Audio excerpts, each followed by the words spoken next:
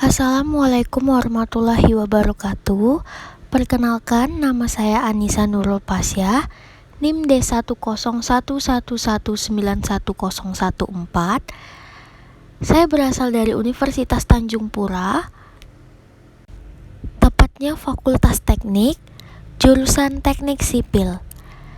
Nah, pada kesempatan kali ini saya akan melengkapi tugas 4 mata kuliah manajemen proyek konstruksi dengan dosen mata kuliah Ibu Riani Pratiwi STMT. Terima kasih Ibu atas tugasnya. Nah, teman-teman, langsung saja kita masuk ke pembahasan. Silakan disimak. Nah, pembahasan ini akan dimulai dengan pendekatan teoritis. Nah, tantangan bagi seorang engineer. Jadi ada sebuah contoh.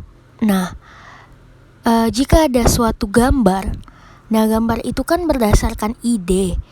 Sedangkan gambar ini pastinya merupakan ide dari seseorang yang ingin mewujudkan sesuatu.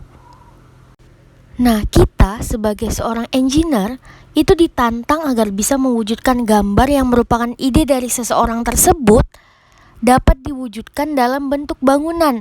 Jadi harus sama seperti itu. Mengapa disebut tantangan? Karena kita dalam pelaksanaannya pasti memiliki keterbatasan, seperti jumlah tenaga kerja yang terbatas, material atau bahan-bahan yang terbatas, peralatan yang terbatas, cara atau metode yang bisa dipilih pun terbatas. Karena kita tidak boleh sembarangan memilih metode. Harus disesuaikan dengan daerah pembangunan tersebut. Selanjutnya, dana yang tersedia pun biasanya sangat terbatas. Nah, dengan keterbatasan ini, keterbatasan yang dimiliki, kita tidak boleh menyerah dengan keadaan. Maka dari itu, seorang engineer harus mempunyai ide yang cemerlang. Kita lanjut ke prinsip manajemen. Nah, di prinsip manajemen ini ada planning atau perencanaan. Nah, planning atau perencanaan ini adalah suatu proses menentukan hal-hal yang ingin dicapai atau tujuan. Nah, jadi seorang perencana itu harus dapat membayangkan masa yang akan datang.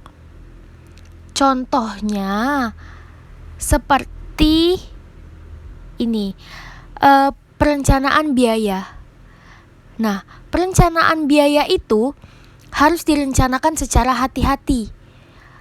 Rencana biaya harus diproyeksikan ke masa yang akan datang. Nah, perencanaan biaya proyek ini termasuk di dalamnya ada biaya langsung dan biaya tak langsung. Tujuannya adalah merencanakan biaya proyek agar sesuai dengan dana atau anggaran yang tersedia. Selanjutnya mutu. Nah, merencanakan mutu agar mutu itu fit for use, pas untuk digunakan sesuai kebutuhan. Nah, selanjutnya waktu. Proyek itu ada jika ada kebutuhan. Dalam membuat perencanaan waktu, maka kita merencanakan waktu yang kira-kira dapat kita tepati untuk menyelesaikan proyek tersebut. Maka dari itu, dalam merencanakan waktu, proyek harus dibuat atau direncanakan dengan benar.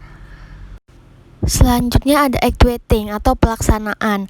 Nah, actuating atau pelaksanaan ini adalah suatu kegiatan yang dilaksanakan oleh suatu badan secara terencana agar mencapai tujuan yang diharapkan. Jadi rencana dan pelaksanaan itu sebenarnya harus sinkron.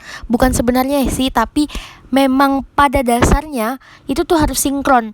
Namun dalam pelaksanaannya kan seringkali muncul suatu hal yang tidak bisa kita duga di awal. Oleh sebab itu harus ada pengendalian. Nah, controlling atau pengendalian ini berfungsi untuk memastikan bahwa kegiatan dalam organisasi dilakukan sesuai dengan yang direncanakan.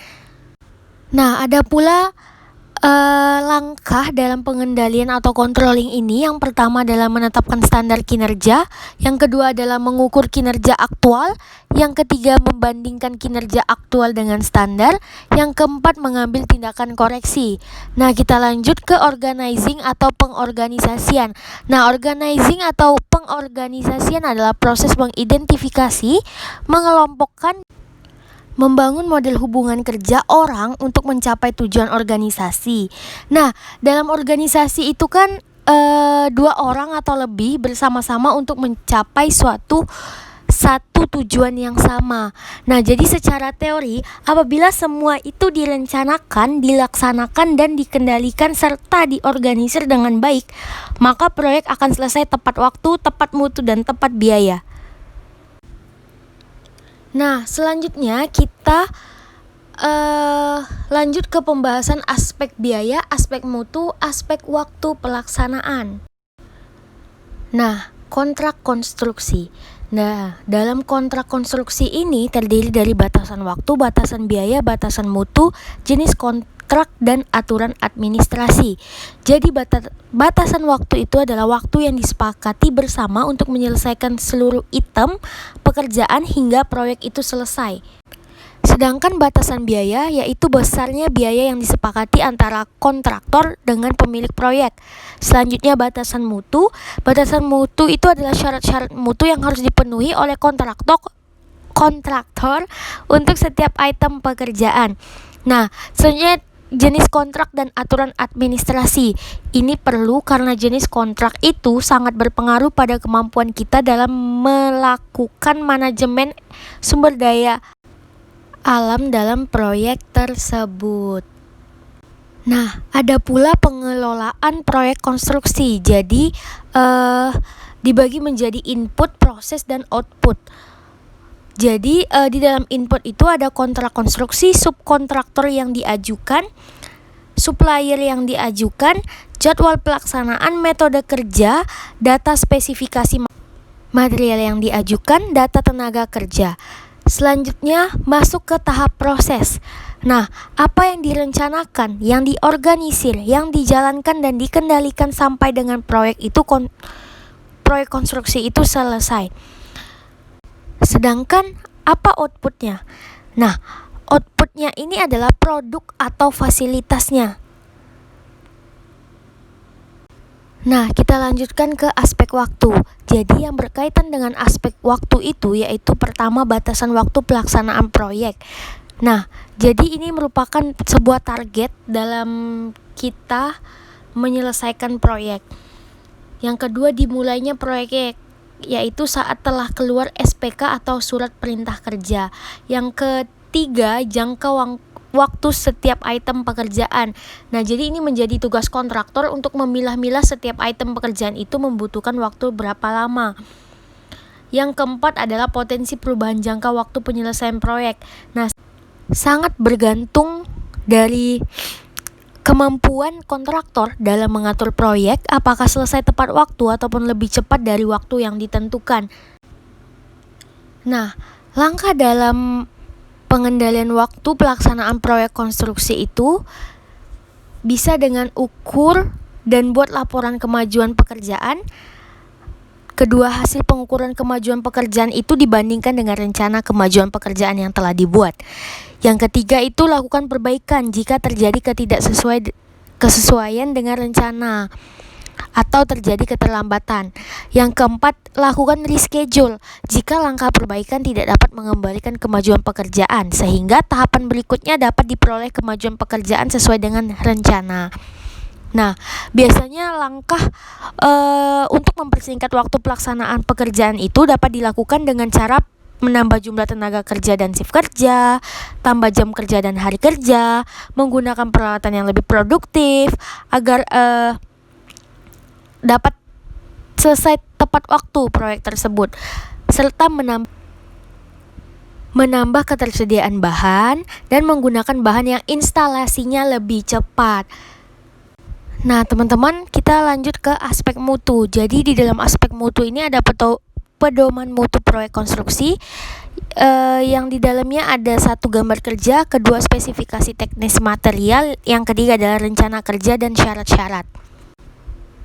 Selanjutnya di dalam aspek mutu ini ada pengendalian mutu. Nah, yang di dalam pengendalian mutu ini pertama ada pengajuan sampel material, kedua kita ajukan rencana pekerjaan yang akan dilakukan, ketiga pengawasan secara langsung terhadap pekerjaan yang dilakukan, buat laporan terhadap pekerjaan yang telah dilakukan, dan meeting dan evaluasi. Ini sangat penting ya teman-teman. Nah, kita masuk ke aspek biaya. Jadi di dalam aspek biaya ini adalah ada pembiayaan proyek konstruksi. Nah, pembiayaan proyek konstruksi ini berkaitan dengan besarnya dana yang diperlukan untuk menyelesaikan proyek konstruksi, terus menjadi tanggung jawab pemilik proyek dan kontraktor. Selanjutnya, ketidakmampuan pembiayaan proyek dapat berakibat tidak selesainya proyek. Ada pembayaran proyek konstruksi. Jadi ada pembayaran dengan uang muka, ada pembayaran bulanan, monthly payment, ada pembayaran termin atau termin payment, ada pembayaran sekali di akhir. Nah, dalam aspek biaya ada lagi pengendalian penerimaan dana. Jadi langkah-langkahnya, uang muka itu semaksimal mungkin diupayakan tidak ada retensi, terus material on-site dapat dihitung, terus frekuensi pembayaran prestasi pekerjaan sebanyak mungkin. Selanjutnya, pekerjaan yang dilakukan di awal harganya relatif lebih tinggi. Selanjutnya ada tahap pelaksanaan pengendalian dana. Jadi yang pertama itu persiapan dengan baik seluruh prosedur penagihan. Yang kedua, tugaskan staf khusus untuk proses penagihan hingga cair. Jadi ini ada staf khususnya ya.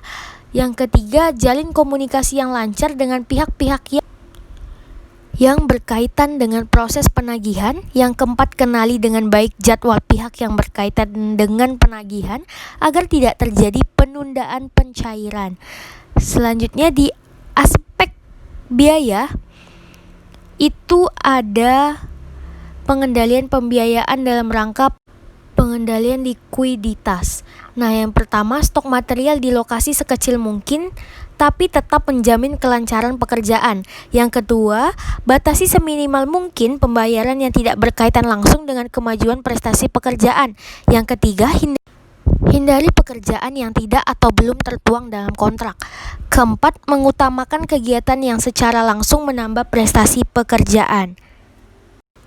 Nah, selanjutnya kita lanjut ke manajemen proyek konstruksi bangunan gedung. Nah, dalam konstruksi bangunan gedung itu ada struktur bangunan gedung. Nah, struktur bangunan gedung ini dibagi menjadi dua, yaitu struktur bawah dan struktur atas. Struktur bawah ini dapat berupa pondasi dan struktur bangunan yang berada di bawah permukaan tanah. Sedangkan struktur atas itu dapat berupa struktur yang berada di atas permukaan tanah, seperti kolom, balok, plat, dan tangga. Lanjut ke UITZ. Nah, jadi bangunan yang direncanakan itu sebelum dikerjakan perlu untuk ditentukan terlebih dahulu titik awal dan as masing-masing kolomnya. Nah, jadi jangan lupa untuk menentukan titik awal dan as masing-masing kolomnya. Lanjut ke pembebanan pada bangunan. Jadi bangunan yang kita bangun itu harus dapat menahan beban. Jadi sangat banyak macam beban. Berikut penjabarannya. Pertama adalah beban mati, ada beban hidup, ada beban gempa, beban angin, dan beban hujan. Jadi proyek yang kita bangun tersebut harus bisa menahan beban-beban yang ada. Nah, lanjut ke pemeriksaan beton dan besi tulangan.